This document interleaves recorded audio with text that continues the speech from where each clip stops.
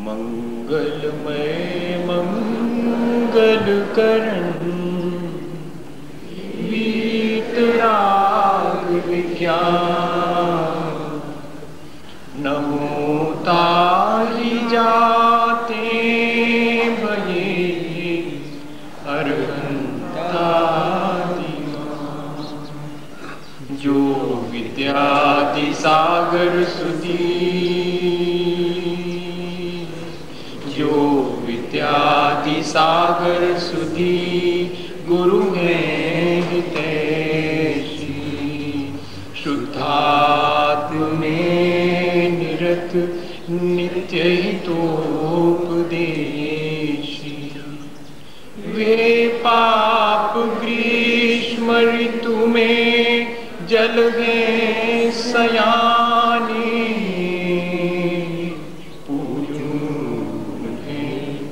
सतत केवल ज्ञान पाने पूजूं सतत केवल ज्ञान पाने।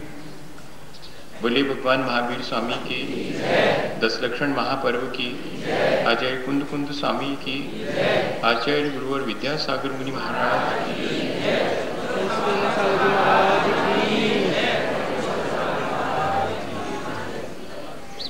हम सभी लोग अपने जीवन को अच्छा बनाने की प्रक्रिया पर विचार कर रहे हैं। जीवन को अच्छा बनाना एक तरह से अपने जीवन को तराशना है। जैसे कि कोई कलाकार एक पाषाण में से, एक शिला में से और जो अतिरिक्त है उसे तराश कर हमारे लिए जो पूज्य वीतराग भगवान हैं उनकी अनुकृति को उसमें से जैसे प्रकट कर देता है, ठीक इसी तरह से यदि हमारे भीतर जो भी वेस्ट है, हमारे भीतर जो अतिरिक्त है, यदि हम उसे हटाने की प्रक्रिया रोज रोज करते जाएं तो हमारा जो वास्तविक स्वरूप है वो हमारे भीतर अपने आप प्रकट हो जाएगा। और इसी आशा से और इसी विश्वास से हम लोग रोज रोज थोड़ा सा जो अतिरिक्त हमारे भीतर है, जो विकृति हमारे भीतर है, उसे हटाने की प्रक्रिया पर विचार करते हैं और अपने जीवन में रोज रोज थोड़ा सा जो हमारी अपनी वास्तविकता है, जो हमारा अपना स्वरूप है, उसको प्रकट करने का पुरुषार्थ करते हैं। वास्तव में ऐसा जो पुरुषार्थ है वही तपस्या कहलाती है, जिसमें कि हम अतिरिक्त को हटाते हैं और जो हमारा अपना वास्तविक स्वरूप है उसको निरंतर प्रकट करते जाते हैं। अपनी अनंत संभावनाओं को प्रकट करने की जो प्रक्रिया है उसी का नाम तो तप है। ऐसा तप हम रोज कर रहे हैं, लेकिन आज एक विशेष दिन है जिस पर कि हम इस बात पर और अधिक विचार करेंगे कि क्या वास्तव में हम तप को रोज कर सकते हैं या कि तपस्या जो है वो सिर्फ साधु जनों के जिम्मे आने वाली चीज है, या कि एक आम व्यक्ति भी और इस तपस्या से गुजर कर अपने भीतर जितनी अनंत संभावनाएं हैं उनको प्रकट कर सकता है। वैसे तो यदि हमें अपनी अनंत सामर्थ्य पर विश्वास न हो तो हम उसे प्रकट करने के लिए कोई पुरुषार्थ या कि कोई तपस्या करना भी शायद स्वीकार नहीं करेंगे। लेकिन यदि हमें एक बार ये विश्वास हो गया, ऐसी आशा जग गई है कि हमारे भीतर संभावनाएं बहुत हैं। हमने कई बार ऐसा करके देखा है कि जब हमें गुस्सा आने वाला था तो हमने क्षमा धारण कर ली। पहले तो हम यही सोचते थे कि नहीं, गुस्सा आया नहीं आया, वो तो आएगा ही, सो डेफिनेट, अब इसमें किसी का क्या है। लेकिन हमने देखा कि नहीं, ऐसा जरूरी नहीं है, हम चाहें तो हम क्षमा भाव धारण कर सकते हैं। कभी कभी जो है हमारा अपमान हुआ तो बड़ा मन को चोट पहुंची और हमारा मन कठोर होने को हो गया। हमने कहा छोड़ो, क्या करना, अपनी मृदुता बनाए रखो, कोई व्यक्ति सम्मान करे चाहे अपमान करे। तो ऐसे कई अवसर जीवन में आए और हमने ये अपने भीतर खुद झांक करके देख लिया है कि नहीं, हमारे भीतर बहुत अनंत संभावनाएं हैं। ऐसा नहीं है कि कर्म के जोर से या कि परिस्थितियों की मजबूरी से हमें अपने जीवन को नष्ट कर देना पड़े, ऐसी हमारी कोई नियति नहीं है। हम चाहें तो अपने पुरुषार्थ से अपने भीतर की अनंत संभावनाओं को प्रकट कर सकते हैं। ये हमारे भीतर एक विश्वास अगर पैदा हो गया है तो हमें एक प्रक्रिया भी शुरू करनी चाहिए जिससे कि हमारे भीतर की अनंत संभावनाएं व्यक्त हो सकें। हम जिंदगी भर कहाँ दूसरे से हाथ फैलाते और अपने जीवन के अच्छे बनाने की प्रक्रिया मांगते रहेंगे। हम तो अपने भीतर स्वयं ही उसको जागृत कर लेवें जीवन भर भिखारी बने रहने से अच्छा है कि एक बार अपने भीतर की संभावनाओं को प्रकट करके और हम सम्राट की हैसियत से, जो कि हमारा अपना स्वभाव है, वैसा जीने की कोशिश करें। एक उदाहरण है कि एक व्यक्ति जो है वो रास्ते के किनारे बहुत गरीब था और भीख मांगता रहता। लोग दया करके उसको कुछ ना कुछ दे दिया करते थे और पूरी जिंदगी उसकी भीख मांगते गुजर गई। और एक दिन वो नहीं रहा तो लोगों ने, और 10-25 लोगों ने उसकी लाश को जैसे तैसे करके दाह संस्कार किया। और फिर वो जगह उसके निरंतर वहाँ रहने से और थोड़ी खराब हो गई थी, तो सोचा कि उसको हटा दें, थोड़ा सा सफाई कर दें। तो सफाई करने के दौरान और कोई चीज़ उन्हें लगा कि ज़मीन के भीतर है और उन्होंने उसे निकाला, तो सोने के असरफियों से भरा हुआ एक घड़ा था जिस पर बैठ करके वो जिंदगी भर भीख मांगता रहा। कहीं ऐसा तो नहीं कि हमारे साथ भी ऐसा ही हो? वो तो एक उदाहरण है। कहीं ऐसा तो नहीं कि हमारे भीतर भी ऐसी ही शक्ति विद्यमान हो और हम दूसरे के सामने भीख मांग रहे हो, हाथ फैला रहे हो कि हमारे अपने विशुद्धि का उपाय बताएं, हमारे जीवन के उत्थान का उपाय बताएं, जबकि हमारा अपना वो स्वभाव। आज्ञे ने लिखा कि सबके भीतर सोता है एक झरना स्वच्छ उज्जवल जल का, इस इंतजार में कि कोई आए, ऊपर की परतें हटाए और एक धार नई बहाए। हम सबके भीतर है ऐसी क्षमता, लेकिन सिर्फ इतना है कि उस क्षमता को प्रकट कैसे करें। उस क्षमता को प्रकट करने के लिए जो उपाय आचार्य भगवंतों ने बताया है वो है तप का। तप शब्द सुनने से और हमारे मन में एक भ्रम पैदा होता है, यह कि परंपरागत एक भ्रम हमारे मन में बैठा हुआ है और हम आने वाली पीढ़ी को उस भ्रम को ट्रांसफर करते हैं कि तपस्या के मायने है बहुत कठिनाई का जीवन जीना। जबकि मैं सोचता हूं कि तपस्या करने के मायने हैं जिंदगी को बहुत आसानी से, बहुत स्मूथली जीना। बड़ा अजीब लगेगा कि तपस्या से क्या लाइफ स्टाइल बहुत स्मूथ हो सकती है? हो ही जाती है। हमारे अंदर इतनी इच्छाएं हैं और उन इच्छाओं की पूर्ति में जितनी मुश्किलें हम अपने जीवन में खड़ी करते हैं, यदि हम अपनी इच्छाओं को कम कर देवें तो वे मुश्किलें आसान हो जाएंगी। और इच्छाओं को जीत लेने का नाम ही तो तप है। बताइए, अब हमने अपनी मुश्किलों को आसान करने के लिए अपनी इच्छाओं को अगर जीत लिया है तो जीवन आसान नहीं हो जाएगा। तो तपस्या तो जीवन को आसान बनाने वाली चीजें हैं। मुश्किलें तो हम अपनी इच्छाओं की पूर्ति की वजह से खुद खड़ी करते हैं और दोष देते हैं कि मुश्किल तो तपस्या में है। नहीं, मुश्किल नहीं है, मुश्किल जो हमने पैदा कर रखी है अपनी इच्छाओं के पूर्ति के लिए, उस मुश्किल को आसान करने वाली प्रक्रिया है तपस्या। बहुत डिजायर्स हैं अपने अंदर, इम्पॉसिबल डिजायर्स जो कभी पूरी नहीं हो सकती। बहुत सारी हैं जो कि लग्जूरियस है, जो कि अनावश्यक है, बिल्कुल जरूरी नहीं है जीवन में। ऐसी इच्छाएं भी हमारे अंदर बहुत सारी हैं जो कि बहुत मेटेरियलिस्टिक है, ऐसी डिजायर भी है। कितने तरह की इच्छाएं हमारे भीतर हैं। क्या इन सबकी पूर्ति के लिए हमारा जीवन बना हुआ है? ये हमें विचार करना चाहिए। हमारी आवश्यकताओं की पूर्ति होनी चाहिए। जो चीज हमारे जीवन में संभव है उस चीज की पूर्ति होनी चाहिए। जिससे हमारा जीवन ऊंचे उठे उस चीज की पूर्ति होनी चाहिए। ये इच्छाएं तो जरा वाजिब मालूम पड़ती हैं, लेकिन जिन इच्छाओं की पूर्ति संभव नहीं है उन इच्छाओं को अपने जीवन में उत्पन्न करना और फिर बेतहाशा उनकी पूर्ति के लिए पीछे भागना, अपने जीवन में मुश्किल अपने हाथ से खड़ी करना, किसी को क्या दोष दे सकते हैं? अपन ने खुद ऐसा किया। जिसको मालूम है कि विश्व में एक ही सबसे बड़ा हीरा है कोहिनूर, और हर आदमी उस कोहिनूर को पाने की इच्छा करे और उसकी पूर्ति के लिए अपना पूरा जीवन खपा दे, तो इसको क्या कहेंगे? इम्पॉसिबल डिजायर है। व्यर्थ के अपने जीवन में वो मुसीबत मोल लेना है। बहुत सारी इच्छाएं ऐसी हैं जो कि हमारी आवश्यकता से अधिक हैं, हमारे लिए तकलीफ पहुंचाने वाली इच्छाएं हैं, लेकिन हम उन इच्छाओं को भी करते हैं और उनकी पूर्ति के लिए अपने जीवन को लगाए रखते हैं उसी में, जबकि हमारे लिए कोई आवश्यक नहीं है। बहुत सी ऐसी इच्छाएं होती हैं जो आवश्यक नहीं होती। आप स्वयं विचार कर लें, बहुत सारी इच्छाएं हैं। कैसे?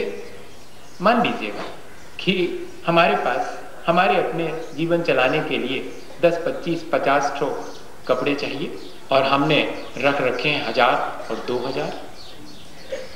क्या वो एक साथ एक बार में शरीर पर पहने जा सकते हैं? कोई हमको चक्रवर्ती तो है नहीं कि 96,000 रानियां हो और 96,000 रूप बनाने की सामर्थ्य हो। एक ही शरीर मिला हुआ, एक पर एक ही कपड़ा पहन सकते, ज्यादा चाहो ठंड के दिन में 2-3 पहन लो, लेकिन रखे तो सैकड़ों हैं और शरीर एक ही है। तो एक शरीर की पूर्ति के लिए कितनी आवश्यकता है इसका निर्धारण हम कर ले। 100 शरीर हो तो 100 की पूर्ति करेंगे, शरीर तो एक ही है। क्या इस तरह हम अपनी आवश्यकताओं को नहीं पहचान सकते हैं? हम अपनी आवश्यकताओं को नहीं पहचानते हैं, इसी वजह से हम अपने जीवन में मुश्किल खड़ी करते हैं, लग्जूरियस होते चले जाते हैं। हम बहुत आराम तलबी सीख गए हैं और आराम तलबी ही हमारे जीवन को मुश्किल में डालती। हम सोचते ये हैं कि आराम तलबी से जीवन आसान बनेगा, लेकिन आज तक नहीं बना, सबका अनुभव है। तब हमें क्या विचार करना चाहिए कि हम ऐसी इच्छाओं को छोड़ दें। कुछ ऐसी इच्छाएं हैं जिनसे कि सिर्फ इंद्रिय और मन का पोषण होता है, बाकी कोई लाभ नहीं होता। सिर्फ इंद्रिय और मन का पोषण होता है। पेट भले ही ना भरे, लेकिन मन भरने की जो हमारी इच्छा है, वो इच्छा हमको बहुत मुश्किल में डालती है। क्या कभी किसी का मन भरा है? जिसके मन में संतोष है उसका मन तो पूरा भरा है, और जिसके मन में निरंतर इच्छाएं उठ रही हैं उसका मन तो कभी नहीं भर सकता। तब क्यों ना हम अपनी भौतिक इच्छाओं की पूर्ति से हट करके अपने जीवन को ऊंचा उठाने वाली भावनाएं और दूसरे के जीवन को ऊंचा उठाने के लिए किए जाने वाले परोपकार की भावना अपने भीतर डेवलप कर लेना। ये तपस्या है। तपस्या को हम इस तरह यदि अपने जीवन में लाएं तो कोई बहुत मुश्किल चीज नहीं है। लगता जरूर है, तप नाम सुनते ही साथ हम गड़बड़ी में पड़ जाते हैं। और दूसरी चीज एक और है कि हमने एक ढंग असल में परंपरागत तपस्या का बना लिया है। बहुत सारे लोग हैं जो इन दिनों तपस्या कर रहे हैं, कोई के उपवास चल रहे हैं, कोई की एकासना चल रही है, कोई अपने रस परित्याग इत्यादि कर रहे हैं। बहुत अच्छी चीज है, ये भी तप का एक ढंग है, लेकिन इसका उद्देश्य क्या होना चाहिए, इस पर कभी विचार किया? ये जो उद्देश्य से हम विचलित हो जाते हैं, तब ये तपस्या हमारे लिए भी कोई काम नहीं दे पाती और दूसरे को इससे कोई मैसेज नहीं मिलता। इस तपस्या का उद्देश्य क्या है? एक व्यक्ति ने 12 साल तक तपस्या करी और 12 साल तक तपस्या करने के बाद जब उसके गुरुजी ने पूछा कि क्या हासिल किया, कहते हमने विद्या हासिल कर ली, जल पर हम आसानी से चल सकते।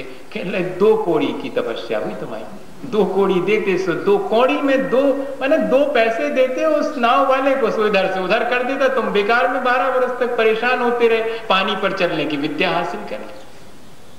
उद्देश्य क्या है? आचार्य भगवंतों ने लिखा कि हमारी तपस्या का उद्देश्य कर्म क्षयार्थम तपते इति तपः, कर्मों के क्षय के लिए, कर्मों की निर्जरा के लिए, अर्थात अपने जीवन में जो विकृतियां अज्ञानतावश संचित हो गई, उन विकृतियों और विकारों को हटाने के लिए, अपनी कषायों को मंद करने के लिए, अपनी दृष्टि को निर्मल करने के लिए तपस्या की जाती है। अगर तपस्या का ऐसा उद्देश्य है तब तो वो तपस्या सार्थक है, वरना वो तपस्या ना हमारे जीवन को ऊंचा उठा पाती, ना उससे कोई मैसेज मिलता है। और हम वर्तमान में देखते हैं कि इसी वजह से हमारी युवा पीढ़ी इस तपस्या से विमुख है। अपनी इच्छाओं को तो जीता नहीं और हमने और बहुत सारी चीजें करना शुरू कर दी। तो वो तपस्या पुष्पडाल और वारिसेन का उदाहरण सबसे परिचित है, कोई छिपा हुआ नहीं। मित्र थे वारिसेन के पुष्पडाल, 12 वर्ष तक उनके साथ मुनि बन करके और विचरण करते रहे, लेकिन मन के भीतर आकांक्षाएं बनी रही शेष। शुभचंद्र आचार्य और भर्तरी दोनों भाई थे और राजा के बेटे थे, अपार वैभव और संपत्ति के बीच पले हुए थे। और शुभचंद्र तो मुनि महाराज बन गए और वे एक तपस्वी बन गए, भर्तृहरि, और तपस्या करके क्या सिद्ध कर लिया था? 1 घड़े भर रसायन, जिसको जहां लोहे पे डालो सोना हो जाएगा। और एक दिन खबर मिली कि हमारे तो बड़े भैया शुभचंद्र जो है नग्न और फकीर की तरह जीवन बिता रहे हैं, बड़ी मुश्किल में जीवन बिता रहे हैं, ऐसा उनको मालूम पड़ा। हर भोग विलास से युक्त, आकांक्षाओं से युक्त व्यक्ति को त्याग तपस्या करने वाला दीनहीन और गरीब मालूम पड़ता है। उनको भी ऐसे ही लगा। आधा घड़ा अपने शिष्यों से भेज दिया था कि जाओ दे आओ, जरा रईस हो जाएंगे। सुखचंद्र ने कहा कि डालते हो तो वहां डाल दो, मेरे लिए कोई काम का नहीं। तो वापस आके क्या कहा था कि लगता है दिमाग भी थोड़ा सा गड़बड़ा गया। अगर कोई अपनी इच्छाओं को शांत कर लेवे और जीवन को संतोष पूर्वक जिए तो लगेगा वेरी बैकवर्ड पर्सन, बहुत पुराना जमाने का, कहाँ का 15वीं शताब्दी का आदमी आ गया। 21वीं शताब्दी में तो प्रगति के मायने ये है कि दौड़ो और एक अंधी दौड़ में शामिल हो और एक दिन टूट करके गिर जाओ और जो हासिल किया वो दूसरे के मत्थे छोड़ जाओ। ये और क्या, अंधी दौड़ के मायने क्या होता है? यही होता है कि अपने जीवन में जो हासिल किया उसको स्वयं तो कुछ उपयोग नहीं कर पाए और अपने पीछे छोड़ करके चले गए, दूसरे के माथे उस मुश्किल को डाल करके चले गए। वापस जब लौट के आए शिष्य तो उन्होंने कहा कि कोई बात नहीं, उसका हो गया होगा, बहुत दिन से तकलीफ में है तो दिमाग जरा गर्मी अरमी चढ़ गई होगी, ठीक ठाक भोजन नहीं मिला होगा। गए खुद आधा लेकर के। तो सुखचंद्र ने कहा कि क्या लेके आया? क्या इसी के लिए घर छोड़ा था? क्या सोने चांदी की घर में कमी थी जो कि ये विद्या तुमने सिद्ध कर ली? तो भर्तृहरि ने तो बिल्कुल पक्का कर लिया कि लग तो रहा है कि गए बड़े भैया काम से। इतना सुनने के बाद भी और वहीं पर वो रसायन गिरवा दिया। बड़े दुखी हुए भर्तृहरि के पूरे जीवन भर तपस्या करके एक घड़े तो रसायन सिद्ध किया था और उन्होंने पूरा गिरवा दिया। फिर भी बड़े भैया हैं, थोड़ा सा उनके प्रति विनय थी। आपने क्या हासिल किया जिसको हासिल करने के बाद आपने इस सब को ठुकरा दिया? तो उन्होंने कहा कि जानना चाहते हो क्या हासिल किया? उठा करके वहीं से जरा सी धूल और सामने के पर्वत पर डाल दी, पूरा सोने का हो गया। कहने लगे ले जाओ, किस ट्रेजरी में रखना है उठा करके ले जाओ। इसी के लिए छोड़ा था। तपस्या इसके लिए नहीं होती कि कल के दिन मुझे कोई मान सम्मान मिलेगा, मुझे यश और वैभव मिलेगा। इसके लिए तपस्या तो हमने बहुत करी है। वैसी तपस्या करने वालों की संख्या आज के समय में कम नहीं है। अपने शरीर को सताने की तपस्या नहीं है, अपने शरीर से अपनी आत्मा को पृथक अनुभव करने की तपस्या है। भेद विज्ञान पूर्वक की जाने वाली तपस्या ही सार्थक होती है। अपने जीवन को भी और दूसरे के जीवन को ठीक मैसेज देती है। ये राजसिक तप कहलाता है, जिसमें कि हम अपने अहंकार का पोषण करते हैं कि मेरे जैसा तपस्या करने वाला कोई नहीं है। शास्त्र और गुरु की आज्ञा के विरुद्ध जो तपस्या की जाती है वो तामसिक तपस्या कहलाती है।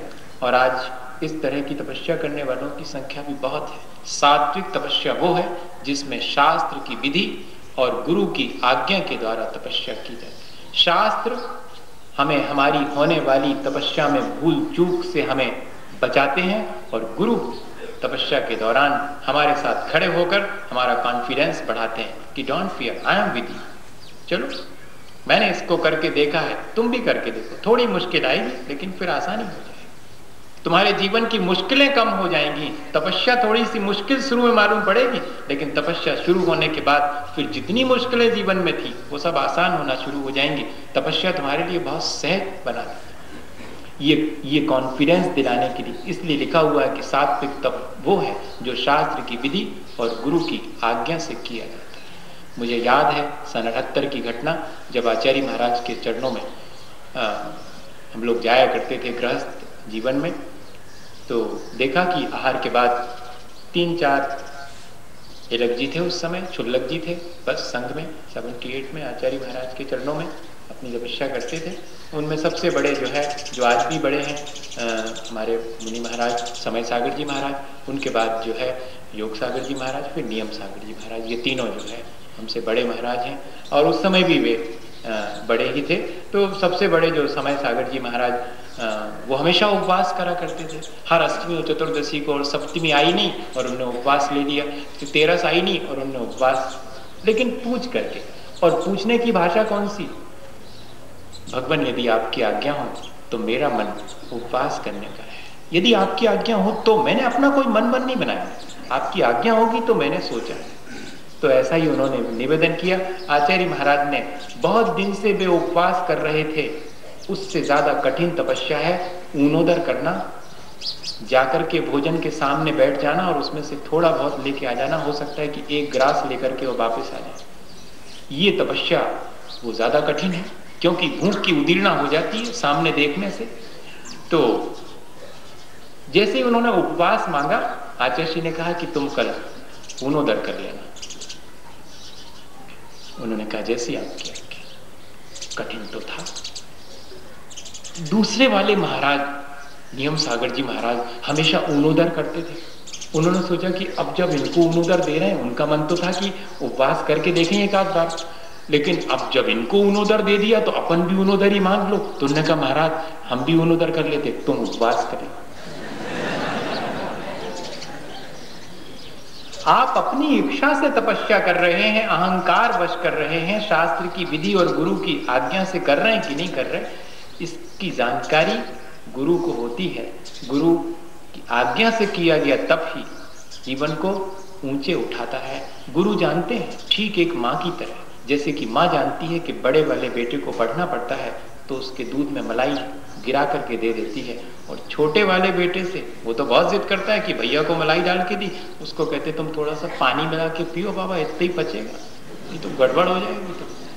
तो ऐसा समझा देती। ऐसे ही गुरु जानते हैं कि हमारी शक्ति क्या है, हमारी सामर्थ्य क्या है, और उस सामर्थ्य असल में हमारे जीवन में मुश्किल खड़ी करने का नाम तप नहीं है। हमारे जीवन में आसानी हो जाए, जो विषय भोग में हमारा जीवन मुश्किल में पड़ा हुआ, उस विषय भोग से विरक्त करके जीवन को आसान बनाता। विषय और भोग हमारे जीवन को जितनी मुश्किल में डालते हैं, तपस्या उतनी मुश्किल में नहीं डालती। तपस्या का अभ्यास ना होने की वजह से वो थोड़ी सी शुरू में मुश्किल लगती है, लेकिन जैसे ही हम उसको अपने जीवन में किसी गुरु के सहारे और शास्त्र की विधि के अनुरूप शुरू कर देते हैं, फिर वो तपस्या बहुत आसान हो जाती है।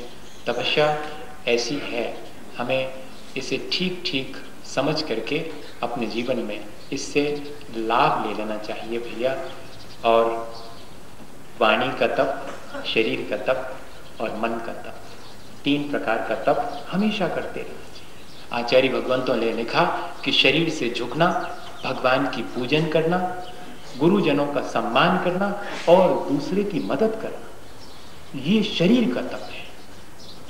शरीर से झुकना, पूज्य पुरुषों के सामने उनकी विनय करना, बताइए ये तपस्या है।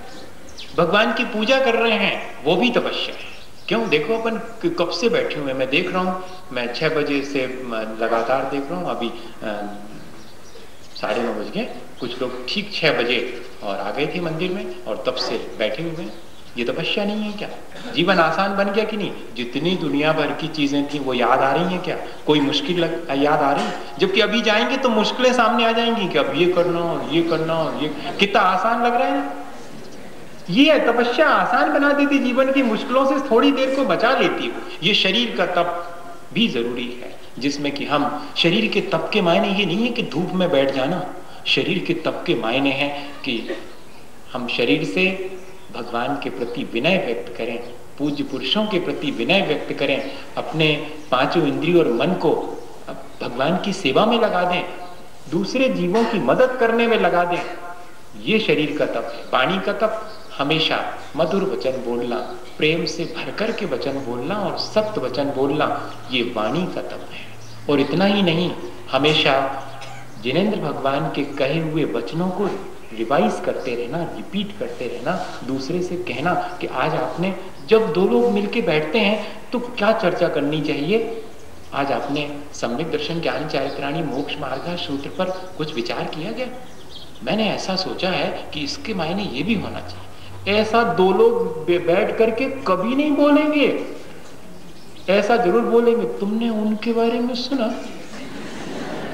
आज भट्टा रखी नसिया में सुना किसी का जेब कट गया। वाह भैया, इसके लिए मिली थी वाणी। वाणी का तप करना हो तो सूत्र वचन अपने मुख से बोलना, प्रेम से भर करके मधुर वाणी बोलना, ये वाणी का तप है। और मन का तप, मन में हमेशा अच्छे विचार रखना और मन की प्रसन्नता बनी रहे, इस बात का ध्यान रखना। जो व्यक्ति सुख और दुख में अपने मन की प्रसन्नता और सहजता को नहीं खोता, मानिएगा वो अपने मन का तप कर रहा है। मन से तप आज बहुत कम लोग करते हैं। शरीर से तप, शरीर तपाने वाला तप, शरीर से झुकना, विनय करना, पूजा पाठ करना, ये तो बहुत कम है। दूसरे की मदद करना, अभी कोई यहाँ से और थोड़े मुश्किल में चल पा रहा है तो उसका हाथ पकड़ करके उसे बाहर भेज आना, ये तो बहुत कठिन है। आज तो हमारा उपवास है, हम थोड़ी आपसे कुछ कहें, मदद नहीं कर सकते क्योंकि उसमें अपनी हेटी मालूम पड़ती। जबकि ये शरीर का तप, आचार्यों ने लिखा है कि ये शरीर का तप है। दूसरे की भैया वृत्ति, सेवा करना, जो तपस्वी हैं उनकी सेवा करना, जो निरंतर अपने आत्म कल्याण में लगे हुए हैं उनकी सेवा करना, और सामान्य जीवों की भी सेवा करना, साधर्मी की भी सेवा करना, ये सब शरीर का तप। और मन की प्रसन्नता हमेशा बनी रहे, वरना तो जो हमारे विपरीत स्थितियां बनती हैं तो हम संक्लेश कर लेते हैं। हमारे अनुकूल बन जाती तो अहंकार करते कि देखा मेरा अपना प्रभाव ऐसा। कहते हैं ये भी मन का तप नहीं है, ये मन को मुश्किल में डालना है। कल के दिन अगर नहीं होगा वैसा तो मन संक्लेश पाएगा। जिसमें आज अहंकार कर रहे हो, कल उसी चीज के अनुपस्थिति में और संक्लेश होगा। जीवन को हम खुद मुश्किल में डालते हैं। और एक बार अगर हमने ये विचार कर लिया कि मन की प्रसन्नता नहीं खोएंगे, तो फिर देखिएगा कि कैसे हम आसानी से अपने जीवन में तप को अंगीकार नहीं कर पाते हैं। तपस्या ऐसी ही है भैया, मन से भी, वाणी से भी और शरीर से रोज रोज हमें ऐसी तपस्या करने के लिए अभ्यास करना चाहिए, जिससे कि हमारे कर्मों की निर्जरा होती रहे। आचार्य भगवंत हमेशा इस तरह की तपस्या के लिए हम सभी को प्रेरणा देते रहते हैं। अपने मन को बहुत बार जब वो देखते रहते हैं कि ये लोग कैसा कर रहे हैं, तो उनके मुंह से कभी कभी निकलता है, भैया और चाहे जो करो, राग द्वेष नहीं करना। उनके मुंह से ये निकली हुई बात ऐसा लगता है कि सचमुच हमारे लिए वास्तव में तपस्या अगर कोई करनी है तो अपने राग द्वेष को कम करना और प्राणी मात्र के प्रति हमारे मन में दया और करुणा का भाव हमेशा भरा रहे। अगर ऐसा हमने अपने जीवन में कर लिया तो हमारी तपस्या वास्तविक तपस्या कहलाएगी। हमारा भी कल्याण और दूसरे का भी कल्याण, ऐसे सफर के कल्याण की भावना से जो कुछ भी मन और वाणी से किया जाता है वो सब तपस्या बन जाता है। आचार्य महाराज के जीवन की मैं आपको एक घटना सुनाने का मन कर रहा है कि उनके जीवन की आज जो है, मुझे जब भी मुश्किल आती है मुझे बहुत विश्वास है अपने महाराज जी के ऊपर, आचार्य श्री के ऊपर। और आज तो सुबेरे से मेरा मन इसलिए बहुत प्रसन्न था, भले मुझे शरीर में तकलीफ आज अपेक्षाकृत अधिक थी, लेकिन मन प्रसन्न था कि आज सुबह सुबह और सामायिक से पहले 10-15 मिनट में आचार्य महाराज बढ़िया से स्वप्न में और दर्शन हो गए और आनंद आ गया उसमें। उनकी अपनी तपस्या के बारे में, जिस तरह की तपस्या, शरीर की तपस्या भी, अपने गुरु के प्रति उनके मन में कितनी विनय है, आज भी वही मैं मानता हूँ कि उनकी तपस्या है। और हमेशा कर्मों के निर्जरा करने के लिए हमने बहुत विरले साधक देखे हैं जो कि कर्मों की निर्जरा करने के लिए और हमेशा तत्पर रहें। जो कर्मों की निर्जरा के लिए कुछ भी करता है वो सब तपस्या कहलाती है। कई उदाहरण उनके जीवन के हैं, मैंने शायद, मुझे याद नहीं आता कि मैंने कभी सुनाया कि नहीं। हम लोग सन 80 में और आचार्य महाराज सत्संग जो है विहार कर रहे थे और एक स्थान पर पहुंचते पहुंचते काफ़ी देर हो गई और अंधेरा हो गया और नहीं पहुंच पाए थे। 1 किलोमीटर रह गया वो स्थान और भटक गए थे। जहां पहुंचना था वहां नहीं पहुंचे और जिस जगह पहुंचना था वहां तो पहुंचे ही नहीं। और एक जो स्थान था बीच में, वहां से भी 1 किलोमीटर पहले ही खेत में ही और अंधेरा हो गया, तो वहीं पर जाकर के रुकने का प्लान किया। अब देखें कि कहाँ रुकें, तो एक जो है ज्वार के सिट्टों का और उन्होंने एक स्थान बना रखा था। लोगों ने खेत में बना लेते हैं वो अपना रखने के लिए अनाज वगैरह, तो नीचे से और 3 सब तरफ से, एक तरफ से खुला था, बाकी तरफ से ऊपर से भी खुला हुआ था। वो सिट्टे का ही बनाया था उन लकड़ियों का, जो कि जो आज की डंठल होते हैं उनसे, हाँ करबी जो भी कहलाता, उससे बना हुआ था। तो उसमें जाकर के कि ठीक है ये स्थान अच्छा है, सारा संग बैठ जाएगा। उस समय 11 हम लोग साधु थे, तो बैठ गए। हम तो उस समय क्षुल्लक थे, तो बैठने में एहसास नहीं हुआ, क्योंकि कपड़े पहने हैं, लगोट है और चद्दर है, तो उतना नहीं समझ में आया। लेकिन हमने, और जो महाराज जी थे तो वो बार बार जो है बैठने के बाद थोड़ा थोड़ा ऐसा, नहीं तो उनका आसन तो बहुत दृढ़ रहता है, वो बार बार आसन हिल रहा था। तो मैंने कहा क्या बात है, अपन भी वैसा ही करके देखें। सब उतार करके कपड़े फिर बैठे, तब समझ में आई कि ये नीचे तो बहुत चुभता है, ये कड़वी इस तरह की है। अब ठीक है, बैठ गए, सामायिक कर ली। अब धीरे धीरे करके और वहां पर मच्छर आना शुरू हो गए, क्योंकि नीचे गीलापन था और दिसंबर का समय था। तो धीरे चल के आए थे तो ठंड, गर्मी थी शरीर में, अब धीरे धीरे ठंड बढ़ने लगी। रात 9-10 बजे तो अच्छी खासी ठंड, और उसके साथ मच्छरों का साम्राज्य। और इतने ही नहीं, अब लेटने का मन हो तो लेट भी गए, तो इधर जहां जिस तरफ से लेटे करवट ही नहीं बदल सकते, बहुत चुभ रहा था। उतने में आ गए श्रावक, ढूंढते डांटते कि कहाँ रुके महाराज। उनने देखा कि अब कुछ तो करने नहीं देंगे, क्या करें, चटाइयां भी जहां पहुंचना थी वहां पहुंच गई हैं, और हम तो पहुंच ही नहीं पाए वहां पर। अब वहां से चटाई कहां से आएंगी, कुछ भी नहीं। तो उनने देखा कि और बहुत सारे सिट्टे रखे हैं, वो सारे सिट्टे ऊपर से डाल, थोड़ी ठंड बढ़ जाएगी, ठंड कम हो जाएगी। अब डाल दी उन्होंने, तो अच्छे के लिए करा था। और अब उसके एक तो उसका वजन, और गड़ रहे हैं वो, बा मुश्किल जो है। और सारी रात निकली, सुबह से सामायिक करने के लिए उठे तो उठे कैसे, इतना भारी वजन कि उठ ही नहीं सकते वो। अब जब कोई हटाएगा तब उठेंगे। ऐसी स्थितियां भी आई हैं, अब है ये जो है ना, इसलिए तो मुझे ये सब चीजें बहुत ज्यादा इंप्रेस नहीं करती। उस समय सिर्फ आचार्य महाराज को पाटा मिल गया तो मिल गया। अब इधर तो ये है कि कमरे में पहुंचो तो पाटा लगा हुआ है, बाहर बैठो तो दौड़ के आ रहा है पाटा। इतनी फैसिलिटी की तपस्या अवश्य तो सब ठीक ही है। नहीं, साफ कहने में कोई दिक्कत नहीं, जैसा कर रहे हैं वो सबको दिख रहा है, कोई ऐसा तो है नहीं कि किस तरह की स्थिति। पहले तो जमीन पर जो है आराम से, चटाई भी नहीं है तो उस पर बैठ जाया करते थे। अब तो अब बड़े हो गए महाराज साहब, अब बड़े हो गए तो बड़े पार्टी लगेंगे। बड़े होने का मतलब है कि तपस्या अवश्य कम होती जानी चाहिए, ऐसो आराम ज्यादा हो जाना चाहिए। ऐसा लोगों का तो यही है कि फुल फैसिलिटीज।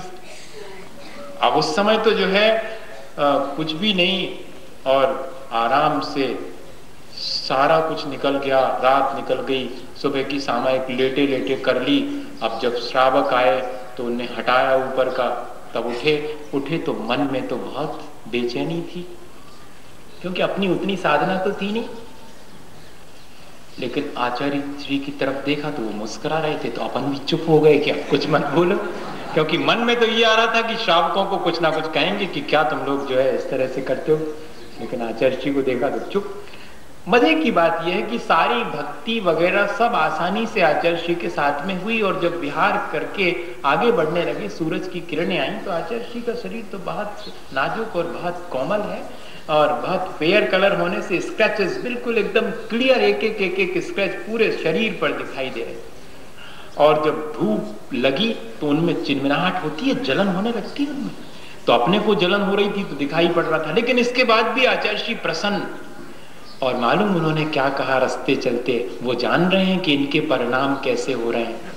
तो क्या बोले कि देखो, श्रावकों की अज्ञानता पर न दुखी होना, न संक्लेश करना, बल्कि उन्हें धन्यवाद देना कि उन्होंने हमें तपस्या के लिए, कर्मों की निर्जरा के लिए अवसर दिया। इतनी बड़ी बात जो है आज भी मुझे ध्यान में आती है कि ऐसे साधु तपस्वी ही कहलाएंगे जिन्होंने कि तमाम मुश्किलों को, अपने परिणामों को प्रसन्न रख करके आसान बना दिया। मन का तप, मन की प्रसन्नता है जो कि बाहर की परिस्थितियों की विपरीतता से भी खंडित नहीं होती।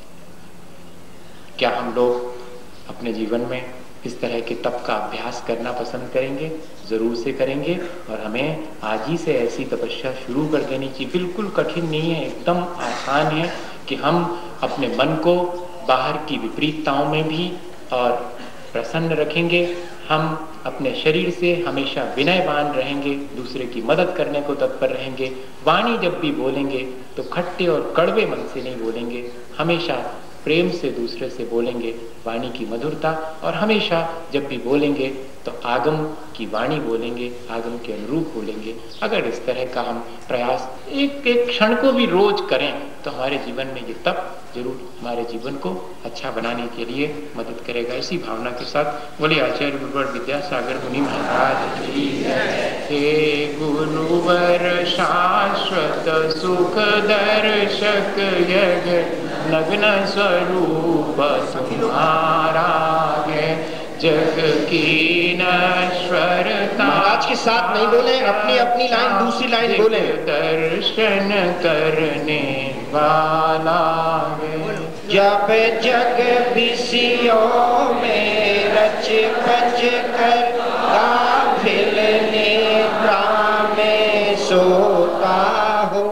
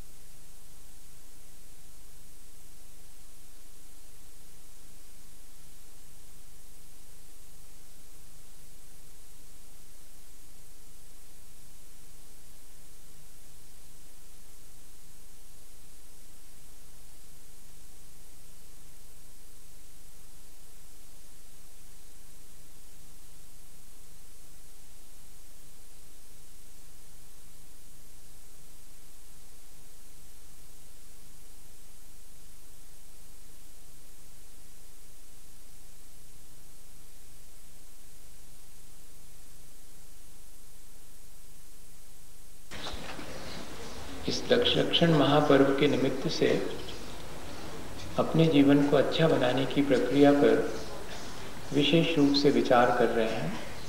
वैसे तो अपने जीवन को अच्छा बनाने के विचार की ये प्रक्रिया, ये विचार की यात्रा बहुत दिनों से हम एक साथ मिल बैठकर कर ही रहे हैं, पर ये विशेष अवसर है और हमने पिछले दिनों अपनी क्षमता बढ़ाई है।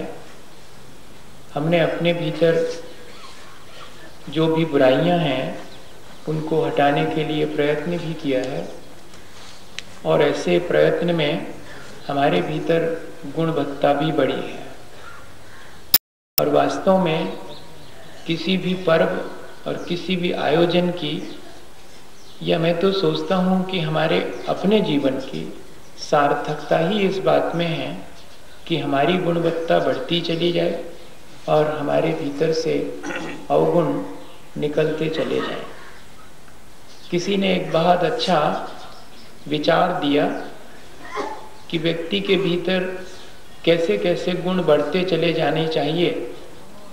9 बरस की उम्र में उसके पास कोई समझ नहीं है, ज्ञान नहीं है, लेकिन जब वो उससे दूने वर्ष का हो जाए 18 का, तो एक गुण तो आ ही जाना चाहिए। 8 अवगुण हैं।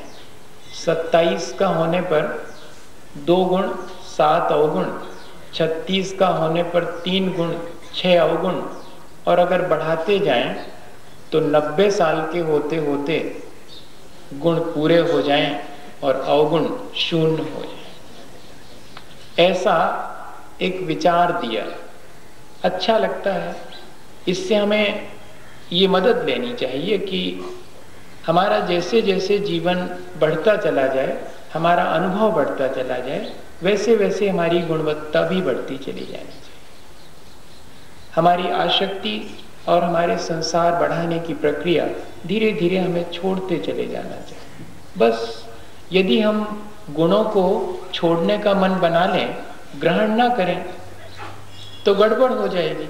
और यदि हम अवगुणों को छोड़ने का मन बना लें और अवगुणों को ग्रहण ना करें, तो उसी का नाम तो त्याग है। और बहुत सारी चीजें तो हम छोड़ते हैं भैया, क्या क्या नहीं छोड़ते हम।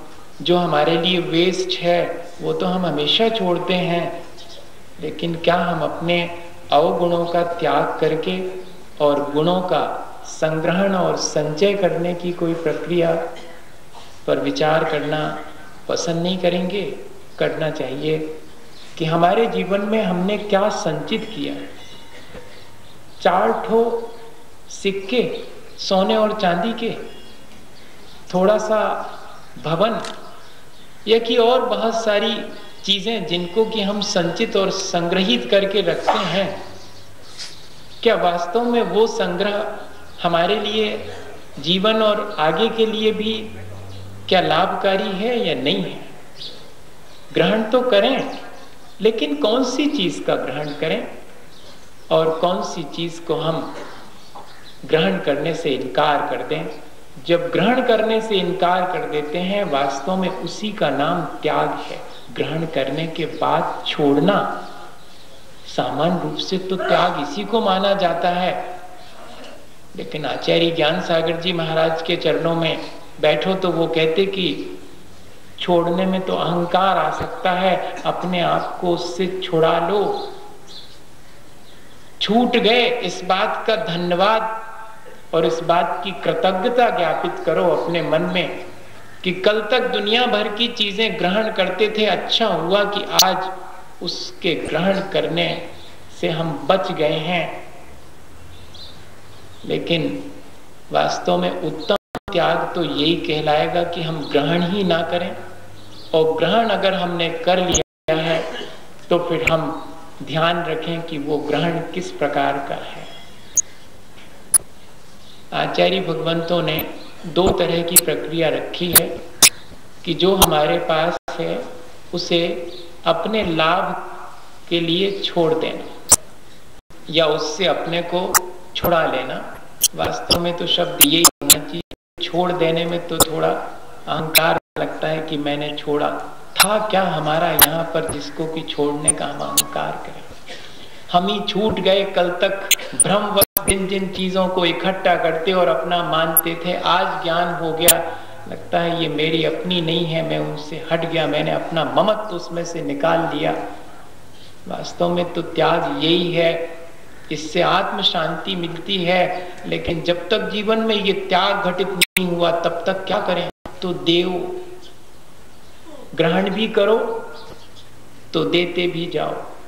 दोनों चीजों का एक बहुत अच्छा जीवन में संतुलन अगर बन जावे, ग्रहण का और त्याग का या कि दान का, तो वह भी त्याग धर्म ही कहलाएगा। आत्म शांति के लिए जब हम राग द्वेष और विकारी भावों का त्याग कर देते हैं तब वास्तव में वो त्याग है। लेकिन उन विकारी भावों पर नियंत्रण के लिए परिग्रह से निवृत्त हो जाना तो त्याग है, लेकिन परिग्रह का पूरी तरह निवृत्त नहीं हो पा रहे हैं तो उसका नियंत्रण तो कर ही सकते हैं। तो अपने परिग्रह का नियंत्रण कर लेने की प्रक्रिया का नाम ही तो दान है। और इसीलिए त्याग धर्म के अंतर्गत दान को भी शामिल किया गया है कि वास्तव में तो अपने को सब चीज़ों से विमुख कर लेना था, लेकिन यदि ऐसा ना हो पाए तो ग्रहण और साथ में देना, उस रूप में हम अपने इस त्याग धर्म का पालन कर सकते हैं। देने की प्रक्रिया बहुत विचारणीय है। हम दूसरे को देते हैं तो प्रति उपकार की भावना या कि तिरस्कार की भावना से भी दे सकते हैं। उसे तामसिक दान माना गया है, जिसमें हम दूसरे को तिरस्कार करके और देते हैं कि तुम भी क्या कहोगे, ले लो। या कि संक्लेश पूर्वक जब हम किसी चीज को दूसरे को देते हैं और या कि उससे अपेक्षा रखते हैं कि मुझे फिर मिलेगा, ये इन्वेस्टमेंट है, ये डोनेशन नहीं है। जहाँ की थोड़ी भी प्रति उपकार की भावना है और देते समय और देने के बाद भी संक्लेश है और सामने वाले की अवज्ञा, अवमानना या तिरस्कार पूर्वक दिया जा रहा, अपने को बड़ा मान करके दूसरे को क्षुद्र और छोटा मान करके दिया जा रहा है, तो ऐसा जो दान है वो त्याग धर्म के अंतर्गत तो नहीं आएगा। बहुत विचार करने की चीज है। हम लोग देते हैं, देने की होड़ में देते हैं, लेकिन उसके पीछे कहीं ऐसा तो नहीं कि देने वाले को नीचा पाने वाले को नीचा दिखाने की भावना से तो नहीं देते हैं। और भीतर ही भीतर कहीं देते समय अपने अहंकार को पुष्ट करने की भावना से तो नहीं देते हैं। अगर ऐसा है कि हम अहंकार वश देते हैं, तब वह दान भी राजसिक दान कहलाता है। इस तरह के दान में भी त्याग धर्म का पालन नहीं होता। ये दोनों सावधानियां रखनी चाहिए। आज इस तरह के दान बहुत देखने में आते हैं। बहुत थोड़े से दान हैं जिनमें कि व्यक्ति अपना कर्तव्य मान करके और सामने वाले ने ग्रहण कर लिया ऐसे कृपा मान करके जब देता है, जब वो लेने वाले को अपने से बड़ा मानता है, तब समझना चाहिए कि वास्तव में त्याग धर्म सफल हो गया। एक आध बार जीवन में ऐसा भाव भी बनाना चाहिए।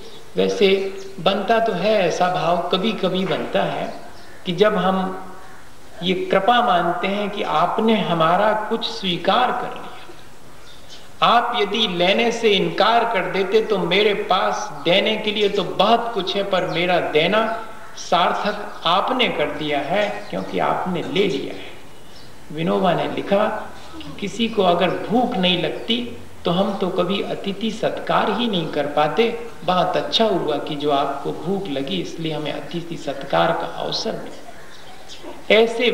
ऐसे अत्यंत कृतज्ञता के भाव से जो दान दिया जाता है वही त्याग धर्म के अंतर्गत आता है। आचार्य महाराज से एक बार सन 80 में लोगों ने कहा कि महाराज, कभी कभी तो आपको भी जो है लोगों के सामने हाथ आगे करना पड़ता है और आपका हाथ नीचे रहता है और देने वाले का हाथ ऊपर रहता है। तब आचार्य महाराज ने बड़ा बढ़िया हंस करके जवाब दिया था कि भले ही देने वाले का हाथ ऊंचा रहे, लेकिन देखो कांपता कौन सा रहता है, नीचे वाला कि ऊपर वाला? ऊपर वाला कांपता रहता कि अगर बंद कर लिया तो क्या कर लेंगे, रखे रहो अपने पास, नहीं ले रहे।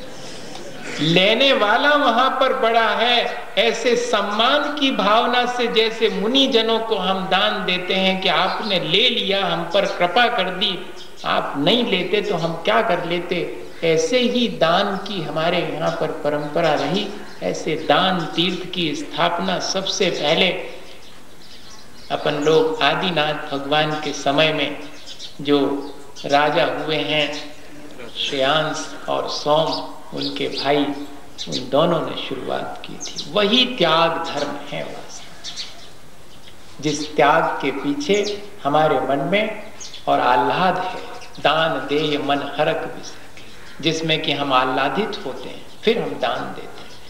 एक बार नदी और तालाब के बीच में इस तरह की चर्चा छिड़ी थी।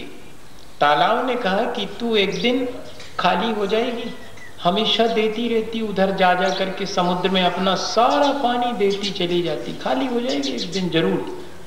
अब लॉजिक तो बिल्कुल ठीक था कि देते चले जा रहे हैं तो खाली हो जाएंगे। नदी ने कहा कि नहीं, मुझे तो दिए बिना चैन ही नहीं, मेरा तो होना ही व्यर्थ हो जाएगा अगर मैं बहना छोड़ दूं और अपना जल और समुद्र में ना डालने जाऊं।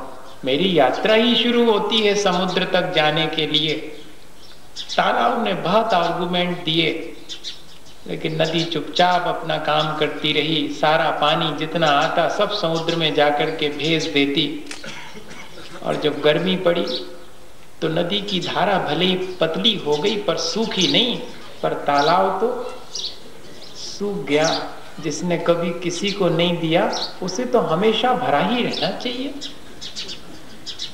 देने वाले को रिक्त हो जाना चाहिए, लेकिन देखने में तो उल्टा ही आता है कि देते चले जाते हैं और भरते चले जाते हैं। वास्तव में जो देता है वो ही भरता है। जो ग्रहण करता है और विसर्जन नहीं करता है, उसका ग्रहण उसके लिए ही ग्रसित कर लेता है, उसे ही नष्ट कर देता है। हम थोड़ा सा विचार करें कि हम दें तो कितना दें और ग्रहण करें तो कितना ग्रहण करें, इस पर थोड़ा सा विचार करें। ग्रहण और त्याग का एक अच्छा संतुलन यदि हम बना लें तो त्याग धर्म सार्थक होगा। विनोबा कहा करते थे कि H2O, 2 हाइड्रोजन 1 ऑक्सीजन, 2 ग्रहण तो 1 त्याग। ऐसा फॉर्मूला बना लें जैसा H2O का फॉर्मूला है कि ग्रहण 2 तो त्याग 1। वैसे सबसे श्रेष्ठ त्याग वही माना जाता है जिसमें कि सबसे टॉप पर रखा है कि 50-50 वाला मामला है। जितना कमाएंगे 50% अपने लिए, 50% डोनेशन। फिर सेकंड नंबर रखा है कि 25% डोनेशन और थर्ड नंबर पर रखा है मिनिमम 10% डोनेशन। आचार्यों ने स्वयं ही इस तरह से हमारे त्याग की सीमा निर्धारित करी है कि हम ग्रहण जितना करें उसका कितना भाग हम छोड़ें भी, कितना ग्रहण और कितना त्याग। एक संतुलन हमारे में, जिससे संक्लेश ना हो, जिससे अहंकार जागृत ना हो, अपना कर्तव्य मान करके हम दें। बीज राग फल भोग वे, ज्यों किसान जगमाए। पहले नंबर का पॉइंट है कि हम ग्रहण कितना करें जिससे कि हमारे लिए आगे का, हम ग्रहण या कि भोग कितना करें जिससे कि आगे के लिए हमारा कुछ सुरक्षित रहे। बीज को कभी नहीं खाता किसान, कितनी भी मुश्किल कड़ी हो जाए जीवन में, लेकिन कभी अपने संचित बीज को तो भैया आगे के लिए इतना तो बचा करके रखें, उतना ही भोग में लगाएं जिससे कि हमारे थोड़ा बहुत संचित भी होता रहे पुण्य के रूप में। भोग से पुण्य संचित नहीं होता, त्याग से पुण्य संचित होता है। इसलिए भोगें उतने ही जिससे कि पुण्य भी संचित हो सके। इसके मायने हैं कि ऐसा भोग जिसके पीछे त्याग छिपा हुआ है वही हमारे लिए पुण्य का अर्जन करेगा। और दूसरी चीज, भोगें या कि ग्रहण करें इस तरह कि दूसरे का हक न छीने, ये बहुत कठिन मामला है। लाखों रुपया अपने पास रख करके और 10-20 हजार दे देने में इतना अहंकार हमारे भीतर आता है कि देखा हम कितने बड़े दानपति। लेकिन क्या कह रहे हैं कि दूसरे का हक छीन करके और फिर देना नहीं, इतना ही ग्रहण करना जिससे दूसरे का हक न छिने। आचार्य भगवंतों ने लिखा है, गुणभद्र आचार्य ने आत्मानुशासन में, कि नदियों में पानी बहुत आता है तो समझना गंदा ही आता है बारिश के दिनों। ऐसे ही अगर बहुत अधिक संपत्ति का संचय किया है तो मानिएगा कि वो बहुत पाप से ही हुआ है संचय। चक्रवर्ती जैसे पुण्यात्माओं को एक्सेप्शन मानना, जिनको की दुकान खोले बिना और 9 निधियां 14 रत्न अपने आप प्राप्त होते हैं, वो एकदम अलग चीज है। हम और आपको तो बिना पाप किए धन का संचय या ग्रहण होता ही नहीं है। इसलिए ग्रहण उतना ही करें जिससे कि दूसरे का हक ना छीने। एक बहुत छोटा सा उदाहरण ले लेते हैं घर गृहस्थी में, तो जल्दी से समझ में आएगा। हाँ, नहीं तो थोड़ा ऐसा लगेगा कि ऐसे कैसे किसी का हक ना छीने। घर में 4 लोग हैं, हम अपनी सुना रहे, चलो अच्छा। 4 लोग हैं घर में, माँ है, पिता हैं, दोनों भाई हैं। बड़ी बहन तो बहुत पहले चली गई थी, ब्याह हो गया था। 4 हैं। मटर फल्ली आती है, हम लोग बटरा बोलते हैं उसका, मटर फल्ली बोलते हैं। घर में आती थी, जब महंगी रहती तो थोड़ी सी आती घर में। 1 पाव आई है, 1 पाव में से छिलके विलके निकल जाते हैं, 200 ग्राम बच गई है। एक के जुम्मे कितनी कितनी आएगी? 50-50 ग्राम। अब तारीफ इस बात में है कि खाते समय इस बात का ध्यान रखना, ऐसा नहीं कि माँ तो जो है औघड़दानी है, बनाने वाला तो देने के लिए ही बनाता है, तो ऐसा नहीं कि माँ का हिस्से का भी मटर हम अपनी थाली में डलवा लें। बस इतना ही करना है, इतना ही ध्यान रखना है कि 4 लोग हैं और चारों के लिए है ये, इसमें से इतना इतना, एक चम्मच सबको, 1 चम्मच हो गया तो बस अब नहीं चाहिए, अरे थोड़ा और नहीं चाहिए ही नहीं हमको, हो गया इतनी तो बहुत है। ये भी फील नहीं कराना कि आपके लिए छोड़ रहे हैं, कृपा कर रहे हैं, नहीं मुझे चाहिए ही नहीं, मेरा हो गया पूरा। क्या इस तरह की कोई फीलिंग अपने भीतर आती है, तब मानिएगा कि हमने जो ग्रहण किया है वो वास्तव में दूसरे को बिना कष्ट और क्षति पहुंचाए, बिना किसी दूसरे का हक छीने हमने ग्रहण किया। अगर हम ग्रहण करना भी सीख लें तो हमारा त्याग सार्थक हो जाए। अनाप शनाप तरीके से ग्रहण करते रहना और फिर बाद में कहना कि ये थोड़ा सा त्याग कर दिया, वो त्याग धर्म में शामिल नहीं, ये ध्यान रखें। जिसने ग्रहण ही ऐसा किया है जिससे किसी दूसरे को क्षति नहीं पहुंची, किसी का हक नहीं छीना। और तीसरे नंबर पर कहते हैं कि ग्रहण कब तक करें? जब तक कि त्याग कर सकें तभी तक ग्रहण करें। अभी एक दिन कुछ लोगों ने नियम लिया, बहुत अच्छा लगा। उन्होंने कहा, महाराज अगर कोई एक नई चीज ग्रहण करेंगे तो पहले एक निकाल देंगे। दूसरों ने कहा कि ठीक है, ऐसा हम कर तो सकते, पर 2 ग्रहण करेंगे तो एक निकालेंगे जरूर, इतना भी ठीक है। अगर 2 चीजें घर में लाएंगे तो एक निकालेंगे जरूर, तब 2 चीजें घर में लाएंगे। और दूसरा कह रहा है कि नहीं, एक चीज भी अब घर में ज्यादा आएगी तो एक पुरानी वाली निकाल दूंगा, मैं पहले ग्रहण करने से पहले त्याग कर दूंगा। तो ग्रहण कब तक? जब तक कि मैं त्याग करूं तभी तक ग्रहण करूं। जितना ग्रहण करूं उतना ही त्यागूं। ठीक है, अगर बन जाए तो, नहीं तो थोड़ा बहुत तो त्यागूं अगर ग्रहण कर भी रहा। ऐसा हम ध्यान में रखें। और तीसरे नंबर पर, चौथे नंबर पर एक पॉइंट और था कि ग्रहण करें या नहीं करें। ऐसा कभी विचार करते हैं? नहीं, जो चीज भी दिखाई पड़ गई, काम की हो चाहे नहीं काम की हो, सब ले आओ, ऐसा नहीं।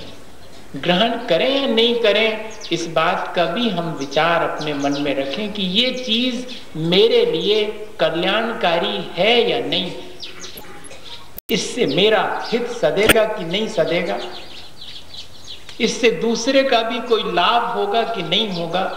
अगर ग्रहण करते समय इस बात का हम ध्यान रखें तो शायद हमारा त्याग भी सार्थक होगा।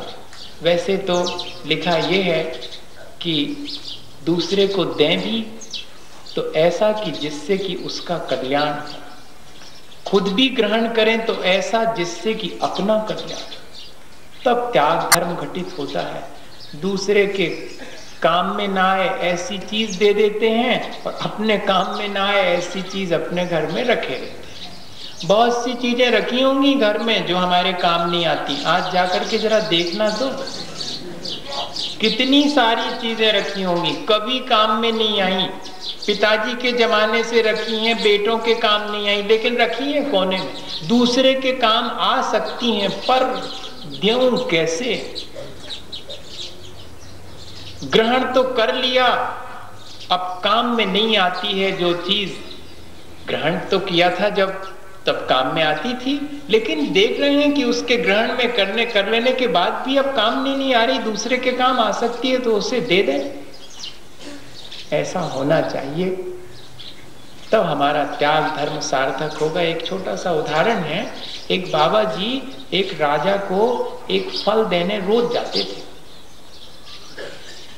और राजा को वो फल एक आध दो दिन तो राजा ने बड़े इंटरेस्ट से, बड़े उत्साह से लिया। फिर जब बाबा जी रोज देने जाने लगे तो उतना इंटरेस्ट नहीं लिया, और मंत्री को दे देते थे कि रखाओ वहां पर। अब बाबा जी ने दिया है तो ठीक। बाबा जी से मतलब हमारा सज्जन से मतलब है। बाबा जी तो ऐसा बोल देते हैं कि बाबा जी मतलब आप महाराज जी नहीं समझना। बाबा जी सज्जन पुरुष थे। वो राजा को सलाह देना चाहते थे असल में, और रोज एक आम उनको भेंट करने जाते। मंत्री को दे देते तो मंत्री राजा से भी होशियार होते हैं मंत्री, वैसे इसलिए वो मंत्री चलाते। मंत्रणा और बहुत अच्छे सलाहकार होते हैं, वही मंत्री बनाए जाते हैं जो आड़े समय पर भी हमें अच्छी सलाह दे। तो मंत्री जी ने उसे फेंका नहीं, ना उपयोग में लिया, एक कमरे में रखते जाते थे। एक दिन की बात की 6 महीने हो गए, रोज एक दिन भी अंतराल नहीं हुआ, और रोज जो है आम भेंट में आ रहा है। राजा को शुरू में तो ऐसा ही लगा कि क्या रोज रोज आम का फल और दे जाता है, ये क्या चाहता मेरे से, क्या इसका इंटेंशन क्या है। मन में विचार बार बार आता, लेकिन राजकाज में वो बात भूल जाते। एक दिन मंत्री से कहा 6 महीने बाद कि वो जो एक बाबा आते हैं वो रोज एक फल दे के जाते हैं, आखिर वो चाहते क्या है, उससे पूछना। तो पूछा मंत्री ने कि आप चाहते क्या है? मैं कुछ नहीं चाहता, मैं तो सिर्फ मेरा कर्तव्य मानता हूं कि राजा साहब को कोई ना कोई भेंट देनी चाहिए, मैं तो भेंट देता हूं। राजा ने कहा कि ऐसा हो नहीं सकता, कोई ना कोई बात होनी चाहिए। उन फलों का क्या किया मंत्री? वो तो फेंक दिए होंगे शायद। नहीं महाराज, फेंके नहीं, बाबा दे के जाता है तो कोई ना कोई विशेषता होनी चाहिए, इसलिए सब हमने रखवा लिए थे एक कमरे में, चलें अपन देखें।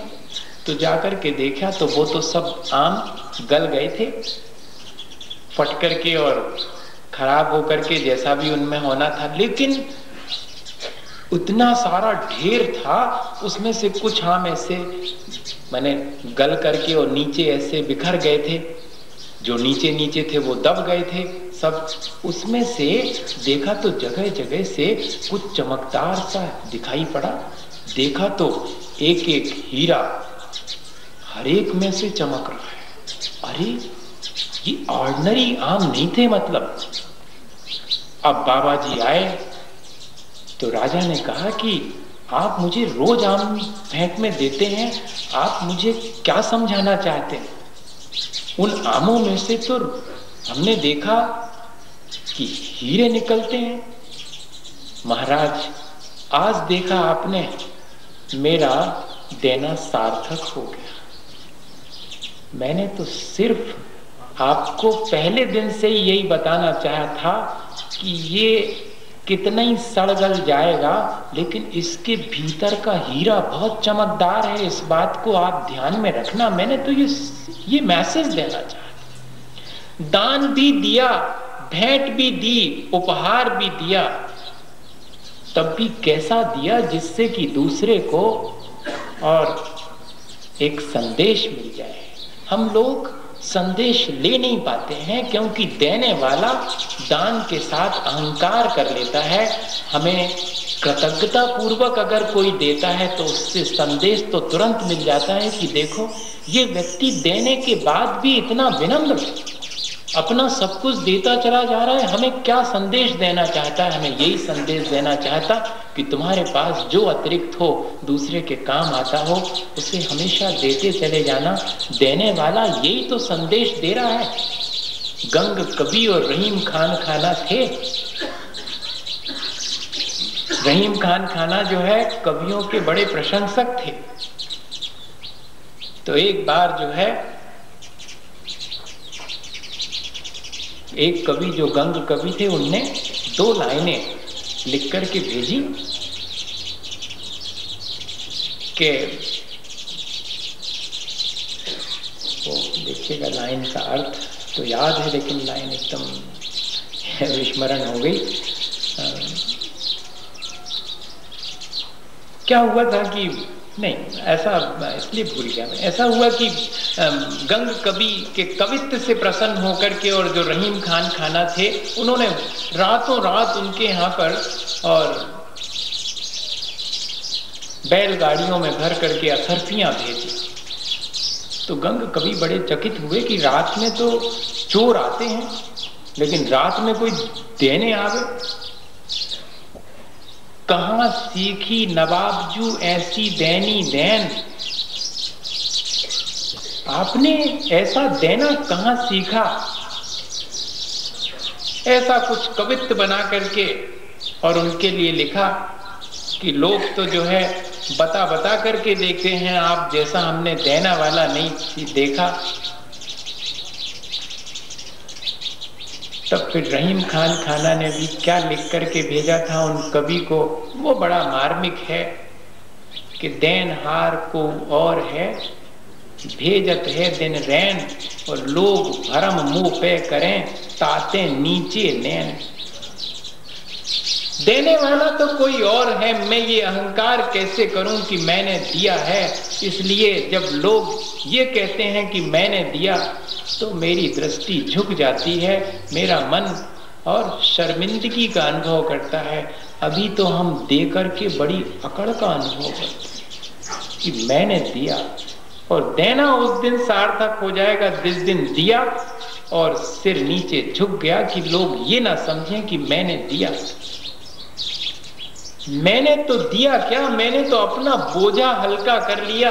मेरे पास तो इतना सारा था जो मुझे मुश्किल में डाले हुए था। अच्छा हुआ कि थोड़ा सा दूसरे ने भी हमारा हिस्सा लेकर के हमारा बोझा कम कर दिया।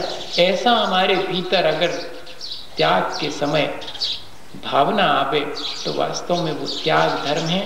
त्याग हमेशा आसक्ति को घटाने के लिए किया जाता है, पहली चीज। और त्याग का महत्व है कि हमारे मन को बड़ा संतोष मिलता है, आसक्ति घटती है और मन को बड़ा संतोष मिलता। और इतने ही नहीं, हमें पद प्रतिष्ठा अपने आप मिलती है, हमें उसकी चाहने की आवश्यकता नहीं। एक घटना है जिससे कि ये बात क्लियर होगी कि जिस चीज का हम त्याग कर देते हैं उसके बारे में फिर आसक्ति नहीं होती। अगर आसक्ति होती है तो समझना कि वो त्याग नहीं है। क्या हुआ, हम लोग आचार्य महाराज के साथ चले जा रहे थे, तुमने शायद ये घटना सुनाई कि नहीं मुझे ध्यान नहीं है। आपके यहाँ अलग अलग कॉलोनीज में जाकर के, और हाँ सुनाई हो तो सुनाई भी हो सकती, क्योंकि कंटिन्यूएशन में ध्यान में तो रहता है पर ऐसे अट्रेंडम में ध्यान में नहीं रह पाता। फिर भी अपन फिर से रिपीट हो जाएगी तो कोई बात नहीं, शॉर्ट में कर देता हूँ कि एक जगह रुकाया गया बंडा में, तो वहाँ पर ठंड के दिन थे और दरवाजे तो टूटे थे और खिड़कियों में कांच नहीं थे और खप्पर के ऊपर की छत थी, तो हवा के लिए बाहर आने की गुंजाइश थी। और 10 बजे रात के बाद जो है तेजी से जब ठंड बढ़ी, और उस समय हम लोगों को एक एक चटाई नीचे पाटा, तो हमने आपसे कहा ही था कि अकेले आचार्य महाराज को पाटा पर बिठाल देते थे, बाकी सब नीचे ही बैठते थे जमीन में अपनी चटाई बिछा के, और उसी चटाई को ओढ़ना पड़ता था। आधी बिछा लो आधी ओढ़ लो, इस तरह की प्रक्रिया। घास लेने की परंपरा आचार्य महाराज ने हम लोगों को नहीं डाली कि नहीं अभी तुम लोग सब नौजवान हो इसलिए घास की आवश्यकता नहीं है, नहीं तो फिर थोड़ा सा उसमें आराम हो जाता है अपेक्षाकृत। तो अब क्या करें, अब लेटें तो चटाई ओढ़ें तो उधर नीचे से हवा और उधर सिर की तरफ से हवा, आप कैसे करेंगे, चटाई ओढ़ेंगे। कुछ समझ में नहीं आया। 12-1 बजे अब एक दूसरे को देख रहे हैं कि कौन क्या करता है। सब तो यही हुआ कि एक महाराज जी ने बैठे आराम से और चटाई लपेट करके बैठ गए, ऐसे गुड़मुड़ होकर के चटाई लपेट ली। कम से कम नीचे से हवा तो नहीं आएगी, अब ऊपर से ही आएगी, सहन करेंगे। रात भर जो है बैठे बैठे, सबने भी वैसे ही किया, सबने लपेट ली और बैठे रहे आराम से। अब सवेरे भक्ति के समय वही वैसे ही कि अपन को तो उतनी साधना नहीं रहती है, तो चेहरे पर उतनी प्रसन्नता नहीं रहती है। ऐसी मुसीबत आने पर चेहरे की प्रसन्नता बनी रहे तब बात अलग है, नहीं तो चेहरे पर म्लानता आ जाती है। आचार्य महाराज की विशेषता है कि उनकी चेहरे की मुस्कुराहट तमाम मुसीबतों के बाद भी ज्यों की त्यों बनी रहती, तो वो ज्यों की त्यों बनी थी। और मुस्कुराते हुए भक्ति के समय आचार्य श्री ने कहा कि क्यों, कैसी रही रात में ठंड? बहुत ठंड थी। सबने, हमने कहा बहुत ठंड थी। तो क्या ख्याल आया? अब बड़ी कठिन परीक्षा, क्या ख्याल आया, किस चीज का ख्याल आया? तो मैंने बहुत स्पष्ट उससे मैंने कहा महाराज जी बस ऐसे ही लग रहा था कि नीचे बिछाने के लिए एक तो चटाई और ओढ़ती तो जरा एक अच्छे से ओढ़ करके सो जाते। बोले बहुत अच्छा, बहुत अच्छा। कम से कम छोड़ी हुई रजाई और गद्दे का याद तो नहीं आया, एक चटाई का ही स्मरण आया। त्याग सार्थक हो गया। त्याग करने के बाद अगर उस चीज के प्रति आसक्ति जागृत हो जावे तो वो हमारे त्यागी हुई वस्तु को और त्याग को नष्ट कर देती। ये सावधानी आवश्यक है कि जितनी अनासक्ति उतना ही त्याग, और या फिर त्याग कर दिया है अगर तो फिर धीरे धीरे आसक्ति भी घटनी चाहिए। कई बार ऐसा भी होता है कि हम त्याग कर देते हैं, बाद में आसक्ति हटती है, या कि आसक्ति कम हो जाने पर त्याग होता है। दोनों ही चीजें सावधानी रखने की हैं।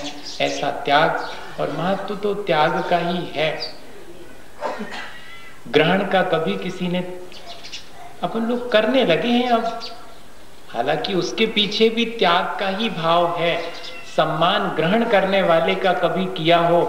मेरे ख्याल से तो व्रत नियम के ग्रहण करने वाले का सम्मान तो किया होगा, लेकिन किसी ने 1 लाख रुपए संग्रह किए उसका सम्मान तो कभी किसी ने नहीं किया होगा। एक सेठ जी थे, हाँ, तो वो सेठ जी जो है बिल्कुल भी खर्चा नहीं करते थे, ग्रहण तो बहुत करते थे, लेकिन उनके अंदर जरा भी दूसरे के देने की, अपने खाने पीने में भी बड़ी कोताही करते थे। अच्छा नहीं खाएंगे, अच्छा नहीं पहनेंगे, जोड़ जोड़ के धरते। लोगों में बड़ी चर्चा का विषय था, बड़ी निंदा थी कि कैसा व्यक्ति है, बड़ा कंजूस है। देखो आप, जोड़ जोड़ के रखने वाले को कोई भी हो क्या कहेगा, यही कहेगा। पर उन सेठ जी की एक विशेषता थी, अच्छा कोई कितना भी खराब क्यों ना हो लेकिन एक आध चीज तो अच्छी रहती, और कोई कितना भी अच्छा ना हो, कोई कितना भी अच्छा हो, एक आध खराब चीज भी रहती है उसके भीतर। भगवान को छोड़ करके बाकी कोई परफेक्ट नहीं है। तो क्या हुआ कि उनकी पूजा भक्ति में बड़ी बड़ी रुचि थी। कहीं पर कीर्तन वीर्तन हो रहा हो तो उसमें पहुंच जाते। एक बाबा जी आए तो वो कीर्तन करवाते थे बढ़िया, भगवान का भजन, तो ये उसमें शामिल हो गए। लेकिन कौन पूछने वाला था? इतना धनवान व्यक्ति, लेकिन कोई नहीं पूछता। वहां पर जहां जूते चप्पल उतरते वहां तक भर गया था पूरा, वहां बैठ गए वो। अब लेकिन उस पूजा भक्ति के दौरान भी सम्मान नहीं होगा, लेकिन यहां भी यही देखने में आ रहा है, मैंने पैसे क्या दिए, मेरा इतना सम्मान होने लगा, लोग जगह देने लगे। अब बाबा जी का नंबर था। बाबा जी ने कहा कि सेठ जी बैठो आराम से, पैसा तो आपके पास 10 मिनट पहले भी था और बहुत अधिक मात्रा में था। तब आप जहां जूते चप्पल रखे हैं वहां बैठे थे। हमने पैसे का सम्मान उस समय भी नहीं किया था, इस समय भी नहीं किया है। आपने जो पैसा छोड़ने का मन बनाया है, सम्मान उसका किया है। हमने आपके पैसे का सम्मान करना होता तो हम पहले भी कर सकते थे। हमारे यहाँ पर हमेशा जब भी सम्मान की प्रक्रिया रखी गई तो त्याग की ही रखी गई, और त्याग ऐसा त्याग जिसमें न संक्लेश है, न अहंकार है, बल्कि कृतज्ञता है कि सचमुच मेरा इकट्ठा करना सार्थक हो गया कि किसी दूसरे ने उसे स्वीकार कर लिया। इस तरह की कृतज्ञता के भाव से अगर हम त्याग करते हैं तो हमारा मन अत्यंत पवित्र होता है, जीवन उज्जवल होता है, ऊंचा उठता है। हम यही तो चाहते हैं कि हमारा जीवन उज्जवल हो, हमारा मन निर्मल हो और हम धीरे धीरे अपने जीवन को ऊंचा उठाते जाएं। इस प्रक्रिया को अपने जीवन में अपना के हम अपने जीवन को ऊंचा उठा सकते हैं। इसी भावना के साथ बोले आचार्य गुरुवर विद्यासागर मुनि। हे गुरुवर शाश्वत सुख दर्शक यह